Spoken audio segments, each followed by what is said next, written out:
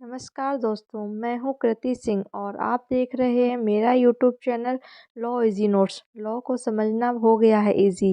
दोस्तों, आज के टॉपिक को आसान भाषा में समझने के लिए वीडियो को एंड तक देखें। तो चलिए स्टार्ट करते हैं। दोस्तों, आज हम बात करेंगे शून्य विवाह तथा शून्यकर्णी विवाह से उत्पन्न हुई संतानों की धर्मजता की। दोस्तों, धर्मजता को वैधता भी कहते हैं, यानी जो बच्चे शून्य विवाह तथा शून्यकर्णी विवाह से उत्पन्न होते हैं, ऐसे बच्चों की वैधता क्या होगी। दोस्तों, कई बार हमारे मन में ये सवाल आता है कि जो विवाह शून्य हो चुका है, जो विवाह अवैध माना जाता है, उस विवाह से उत्पन्न संतानें वैध होंगी या अवैध होंगी, उन संतानों के अधिकार क्या होंगे।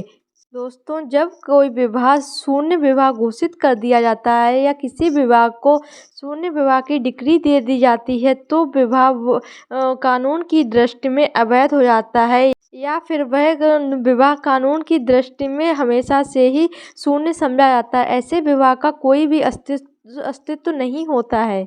दोस्तों, जब विवाह कानून की दृष्टि में अवैध है और वह उसका कोई भी अस्तित्व ही नहीं है, तो उस विवाह से उत्पन्न संतानें वैध होंगी या अवैध।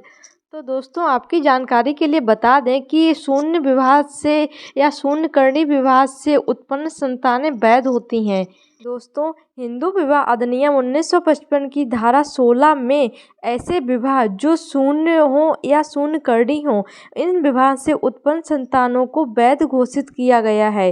इसका मतलब यह है कि हिंदू विवाह अधिनियम 1955 की धारा 16 उन सभी प्रकार की संतानों के हितों की रक्षा करती है जो धारा 11 और 12 के अंतर्गत शून्य एवं शून्यकर्णी विवाह घोषित हो गए हों और वे संतानें विवाह को शून्य घोषित होने से पूर्व ही गर्भ में आ गई हों। दोस्तों, ऐसी संतानों को वैध ही माना जाता है, क्योंकि संतान का कोई भी कसूर नहीं होता है। वो बच्चा नासमझ होता है और बेकसूर होता है, इसलिए उस संतान के हितों की रक्षा करते हुए उसको वे सभी अधिकार दिए जाते हैं जो एक वैध बच्चे के होते हैं। लेकिन दोस्तों, एक बात आपको और बता दें कि जो शून्य विवाह होते हैं या शून्यकर्णी विवाह होते हैं, उनसे उत्पन्न संतानें होती हैं, वे सिर्फ अपने माता पिता की संपत्ति पर ही अधिकार प्राप्त कर सकती हैं। वे उन माता पिता की पैतृक संपत्ति पर अपना अधिकार नहीं रख सकती हैं और ना ही परिवार के किसी अन्य व्यक्ति की संपत्ति में अपना अधिकार रखती हैं। दोस्तों, शून्य विवाह से उत्पन्न हुई संतान अपने पिता की स्व-अर्जित संपत्ति में उनके जीवित रहते हुए संपत्ति का बंटवारा कराने की मांग नहीं कर सकती है। यह संपत्ति उन्हें तभी प्राप्त होगी जब पिता अपनी संपत्ति को बिना वसीयत बनवाए छोड़ जाता है।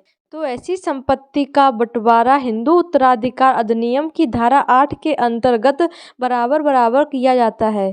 दोस्तों, यह थी शून्य विवाह तथा शून्यकर्णी विवाहों से उत्पन्न संतानों की वैधता के संबंध में जानकारी।